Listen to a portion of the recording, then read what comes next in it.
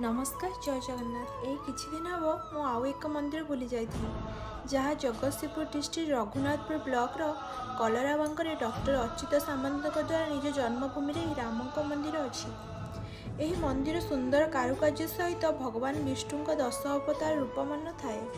मंदिर भितर को पशिबा मात्रे हनुमान मूर्ति द्वारपाल भाव देखा पाइबे। दिन में सुंदर उद्यान और राति आलोकर माला यही मंदिर सहित तार परिपार्श्व को सुंदर और दर्शनीय मानक मनलोभनीय करदिए। श्री रामचंद्र माँ काली को पूजा कर रावण को मारिबा को जाइथिले। तेणु ये प्रतिवर्ष काली पूजा माँ काली यात्रा पड़े। नाना बजार दुकान यही जगह पूरी उठे। यही नुआ नुआ स्थान विषय जानापी मो चैनल को लाइक एंड सब्सक्राइब करंतु। धन्यवाद।